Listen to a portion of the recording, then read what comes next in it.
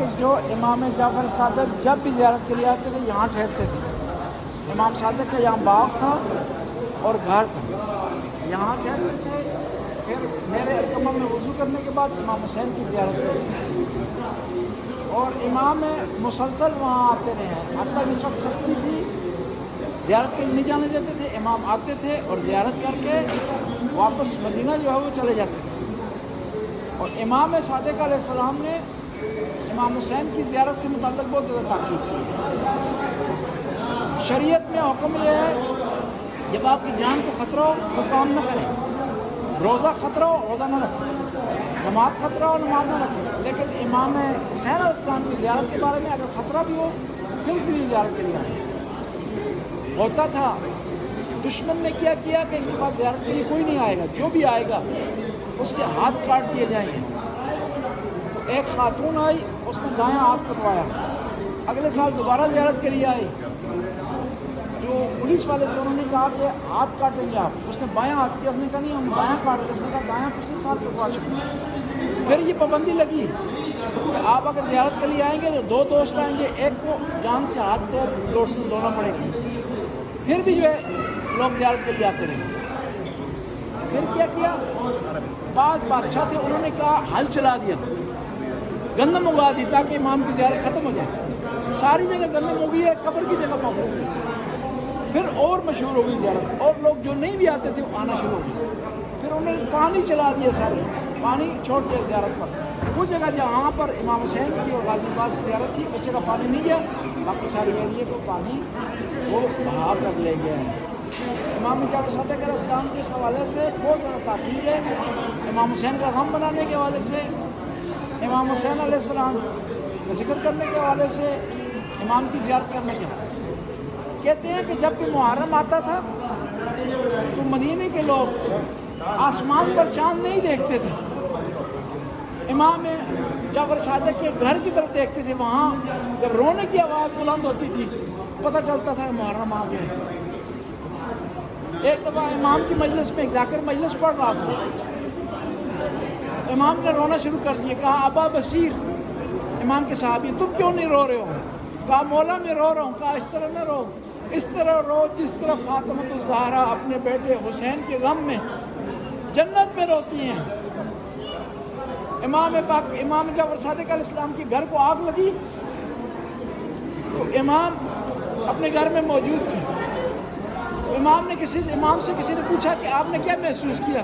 کہا مجھے اپنے جد امجد کی مصیبت یاد آ گئی، جب میرے گھر کو آگ لگی نا تو ایک کمرے کو آگ لگتی تھی، بیویاں دوسرے کمرے میں چلی جاتی تھی، تو مجھے یاد آ گیا کربلا کا واقعہ، جب خیموں کو آگ لگی، وَيَنْتَقِلْنَ مِنَ الْخِبَاءِ إِلَى خِبَاءٍ، جب کربلا میں ایک خیمے کو آگ لگتی بیویاں دوسرے خیمے میں چلی جاتی، جب دوسرے خیمے کو آگ لگی بیویاں تیسرے خیمے میں چلی جاتی۔ امام زین العابدین کے خیمے میں بیویاں اکٹھی ہوئی، اکٹھا ہونے کے بعد کہا اب وقت کے امام مولا ہمیں بتائیں کیا کریں، چل کر راہ کو جائیں یا خیموں سے باہر نکلیں؟ امام نے کہا علیکن بالفرار، بیوی اپنی جان بچاؤ۔ راوی کہتے میں دیکھ رہا تھا ایک بیوی جلتے ہوئے خیمے کی پرواہ نہیں کر رہی تھی، بار بار جلتے ہوئے خیمے کی طرف جا رہی تھی۔ میں آگے بڑھا کیا بیوی تیری کو قیمتی چیز خیام میں رہ گئی ہے؟ کہا میرا بیمار خیام میں رہ گیا، جو چل نہیں سکتا، اگر تھوڑی دیر کے لیے آگ مزید آگے بڑھتی ہے تو میرا بیمار شہید ہو جائے گا۔ راوی کہتا میں نے دیکھا یہ بیوی ایک دفعہ اس نے ایک نعرہ لگایا اور جلتے ہوئے خیمے کی طرف گئی، جب واپس آئی تو اس کے کندھوں پر ایک بیمار تھا۔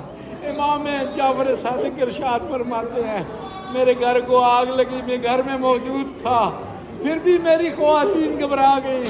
تو اس وقت کیا ہوا ہوگا جب کربلا کے میدان میں امام حسین نہیں تھے، کوئی جوان نہیں تھا، اور جب خیموں کو آگ لگی نا تو بی بی زینب کو یاد آیا کاش کہ میرا بھائی عباس ہوتا تو اس طرح ہمارے خیموں کو آگ نہ لگتی، کاش کہ میرا علی اکبر ہوتا تو کبھی بھی خیموں کو اس طرح آگ لگنے نہ دیتا۔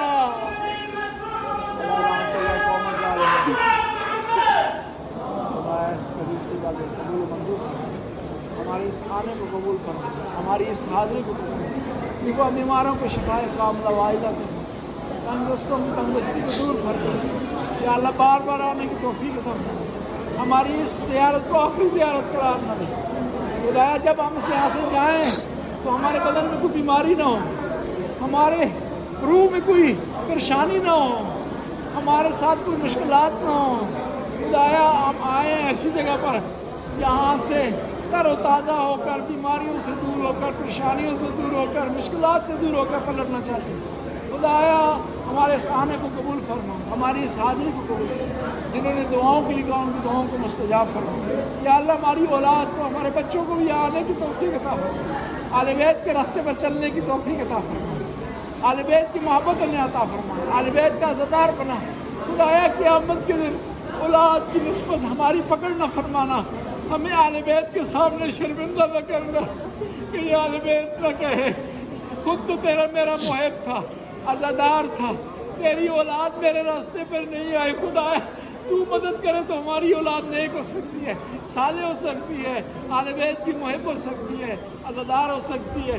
اگر تیری توفیق شامل حال نہ ہو تو ہم کچھ نہیں کر سکتے خدایا۔ ہم اپنی طرف سے کوشش کرتے ہیں کہ ہماری اولاد آل بیت کے راستے پر ہو، تو ہماری توفیق میں اضافہ کر، ہماری اس راستے میں مدد کر خدایا۔ تو غفور رحیم، ہمارے مرحومین ہیں جو مال میں درج فرما، ایسے مومنین، ایسے مرحومین جن کو کوئی یاد کرنے والا نہیں ہے، جن کے لیے کوئی زیارت پڑھنے والا نہیں ہے، جن کے لیے کوئی عبادت بجا لانے والا نہیں ہے، یا ان کا کوئی ہے نہیں، اگر ہے وارث تو ان کے برے وارث ہیں خدایا۔ ان کی بھی عبادت، ہماری عبادت ان کے نام اعمال میں درج فرما، ان کی منزل میں احسان فرما، ان کی قبروں کو منور فرما۔ آخر میں اپنے مرحومین مرحومات کے لیے الفاتحہ مع الاخلاص والسلام۔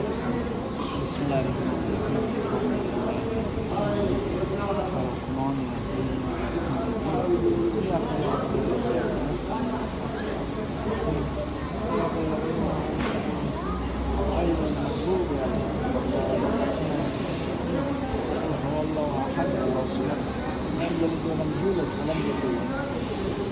بیماروں کی شفا یابی کے لیے، جس طرح یہاں ہم مقابلے میں جو بیمار ہے، ویسے جن لوگوں نے دعاؤں کے لیے کہا 5 دفعہ سائد کی تلاوت کریں۔ بڑا جو ہے عام مقام ہے، ذرا وقتی مقام ہے، یہ وہ جگہ جہاں امام جعفر صادق رہے ہیں، یہاں سوئے ہیں، یہاں بیٹھے ہیں، یہاں انہوں نے قرآن کی تلاوت کی ہے، یہاں زیارت انہوں نے پڑھی ہے، مناجات یہاں پر کی ہے۔ اس فضا میں امام کی آواز ہے، ضرور آپ کی دعا قبول ہوگی۔ بسم اللہ الرحمن الرحیم۔ اما یجیب مضطر اذا دعاه ویکشف السوء، اما یجیب مضطر اذا دعاه ویکشف السوء، اما یجیب مضطر اذا دعاه ویکشف السوء، اما یجیب مضطر اذا دعاه ویکشف السوء، اما یجیب مضطر اذا دعاه ویکشف السوء۔ خدایا مقام امام جعفر صادق پر ہے، میرے علقمہ کے قریب ہیں، جہاں سے غازی نے اب پانی اٹھانے کی کوشش کی تھی، یہاں غازی کے قدم لگے ہیں، یہاں امام کے قدم لگے ہیں، کربلا ہے، دعاؤں کی قبولیت کی جگہ ہے۔ بیمار ہے، انہیں شفائے کاملہ وائلہ تو جنہوں نے دعاؤں کے لیے کہا ان کی دعاؤں کو مستجاب فرما۔ لوگوں کے ہم نام نہیں لینا چاہتے، شاید وہ پسند نہ کریں کہ ان کے نام لیے جائیں۔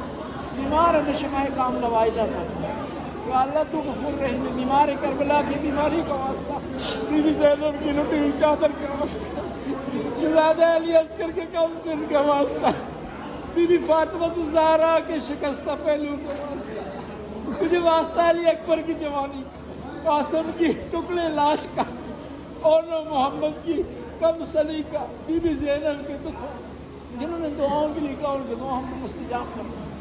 ہمیں بار بار یہاں آنے کی توفیق عطا فرما۔ ربنا آتنا فی الدنیا حسنہ وفی الآخرۃ